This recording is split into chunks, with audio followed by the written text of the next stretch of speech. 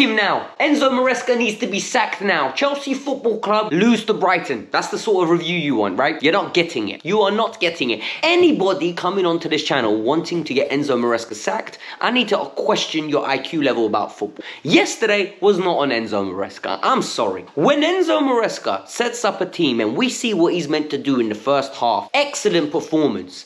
Then, all of a sudden, a stupid red card occurs from an individual error. Chelsea manage the game till the 75th minute and we get picked off and the team collapses. That's not on the manager. I'm not sacking the manager for something stupid. I'm not having a meltdown for something stupid. But what we are going to do is we're going to talk about the good, the bad, and the downright ugly. What you're going to do now is hit that like button, subscribe to the channel because you want to support the channel, and finally, I'm going to explain to you why I was not making a review straight after the game. Firstly, I didn't watch the game until this morning. I knew the result, I watched it on a calm mindset, and I was more relaxed. Why? My brother got married, right? My boy Titch from Zimbabwe got married in London, but then next year we're going to India for the wedding. So vibes were great. Chelsea were not ruining my mood, right? In life, there are some things more important. I'm sorry to say it, I was not ruining a momentous occasion in my life to absolutely panic over Chelsea getting a red card. I was frustrated, I was annoyed, then I just turned off my phone. I just got off Twitter, everything, stopped checking the scores. The minute I saw it at the end 3-1, I said, I'll deal with this tomorrow.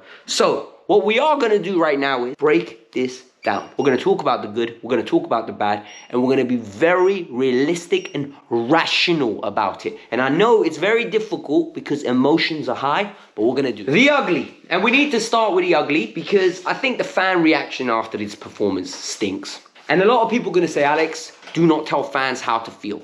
I'm going to tell you one thing. We need to be more measured. We need to be more understanding and we need to apply context. So fans are now doing this stupid gimmick, 12 wins in 28 games. Why is it 28 games that you're looking at? Because what I'm going to do is I'm going to play the Uno reverse card. I'm going to say 44 wins in 73 games, 61% win rate. That tells me Maresca's a good coach. Maresca's got 2 trophies and Maresca's got a 61% win rate. It means every 100 games, we're going to win 61. That's a good coach in my eyes. Not maybe world class, maybe not going to win us the league, but he's a good coach. So we're not going to do that kind of disingenuous nonsense because it's called results-based analysis. The other thing now, let's break the game down. People want to be angry and sack Enzo because of results. The problem is why you should want to sack Enzo, if that is your opinion, is not because of the results. It's his refusal to use the tools he's been given. When I said it was a 5 out of 10 window, because I said Gittins and Garnacho are not ready to offer the outlet that Maresca will want,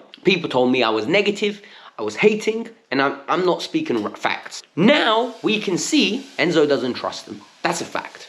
He played Hato because he had to. Santos is getting minutes, Estevao's getting minutes, Joao Pedro's getting minutes. Perfectly fine. However, the left wing outlet that they spent £90 million on is not getting any interest. To the point when we're putting wingers on and the winger getting an opportunity is Malo Gusto.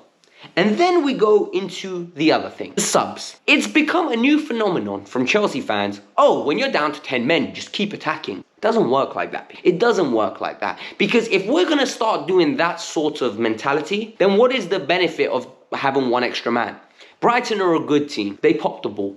And in essence, I need to explain something. For 74 minutes, we were absolutely in that game. And not only in that game, we were superior for 50. And then what happened? One cross, Danny Welbeck deals with it, centre-backs don't deal with a cross, and 1-1, and then the team capitulates. And that's what you should be angry about. The fact that the foundation of the team collapsed. The minute we conceded, belief went. They knew they were getting another one. 3-1 is just a matter of, at that moment in time, it happened. But why did the capitulation happen? Because Chelsea don't finish their dinner and we lack concentration.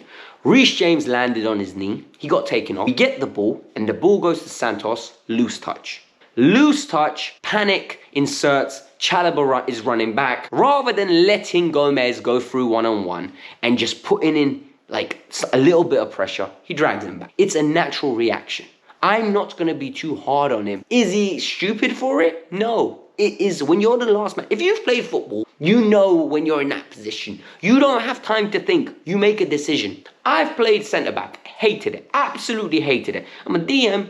I've played centre-back. The ball's over your head, you're recovering, the striker's quicker than you. You know, I need to put him off. The decision there is, can I nick the ball or do I put a hand on him? He gambled. He tried to nick the ball. It didn't work. He gets sent off. Not the end of the world. We should have managed the game better. And we did for 74 minutes. After that, when they scored, we capitulated. And that's it. That mistake ruined the whole game. Because the game plan was working. Brighton did nothing. Nada. Absolutely zero. And now we need to get into the bad.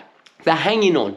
We were posing a threat until Gusto came on. And then after that, it became managed limitation. You know, manage the limitation or damage limitation. Sorry, let me get the words out. I'm a bit hungover. The problem is, what ended up happening was we started going back and back and back and no threat on the other side. Brighton, on the other hand, got more confident because they've got an extra man, they're popping the ball, they know they're building up a steam. And the problem is, eventually, they're going to break the door down. It was about surviving. We didn't survive. We collapsed. And for me, Josh's mistakes are mistakes that you're going to see. Tries to play out the back, gets pinched, punished. Tries to carry out the back, punished. And stuff like that happens. Santos, lose touch, punished. Young players lead to inconsistent decisions. This is the blue cone model. We're going to live with it.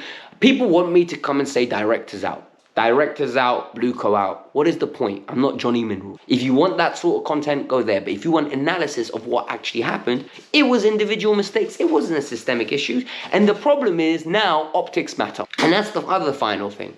We've got 8 points from 18. Last year, from the same games, we had 9 points. When the season started, I was saying I want 12 to 14 in this run. Things haven't gone our way, and 8 looks terrible, looks diabolical.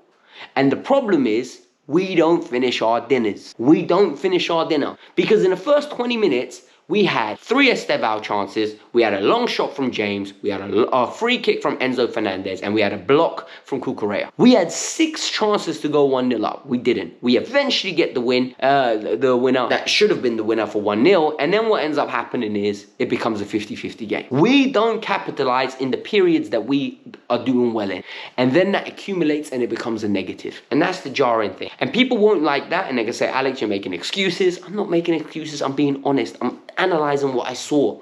I'm more rational because I'm watching it the next day. The good from today, 30 minutes. Yo, that 30 minutes was brilliant. Midfield 3, we absolutely rocked it. We were overloading, we were inviting pressure on, breaking through the lines, getting into the final third. Estevao had 3 chances where they're 50-50s. If they go in, really good. Enzo Fernandez winning free kicks. He gets a good goal at crashing the box. Pedro Neto running down the wing. We need more from our forwards. That's my problem. We just need more. But we're getting into the positions and probability says in the future we're going to start scoring. We just need more. And that's the annoying thing. And then after, from a defensive standpoint, Hato, Cuckoo, James, Chalobah. Bro, 45 minutes, Brighton done zilch. Mente weren't in the game. Matoma wasn't in the game. Gomez, I don't even know who Gomez is. I don't know what he looks like. He wasn't in the game. And what's annoying is the red card changed it. And the red card changed the approach. And then the team just collapsed. And why? Because you're giving presents. Otherwise, the performance was good. And this is the annoying thing. Because if you look at the whole season in actual isolation, Palace, we should have lost. We got a stolen point, right? West Ham, we bombarded them. Fulham, Chelsea absolutely deserved the victory against Fulham. We had a good performance, a professional performance. The game after that against Brentford, we should have saw it out, should have got 3 points, conceded super late to a goal that was offside. Didn't get the decision. Manchester United, what happens? Sanchez gets a red card, changes the trajectory of the game. Do you see a pattern here? That was a poor performance led from individual mistakes. Yesterday, a red card, Santos makes a mistake on this occasion. Then Chalobah gets sent off, and now we're in a hole. Now all of a sudden, Benfica is huge. It was huge already. It is massive. We just need to win. And then Liverpool next week, at the moment, we're definitely going to be going with either Badiashile, Josh, or Hato. Chalobah's suspended. Toussaint's not around.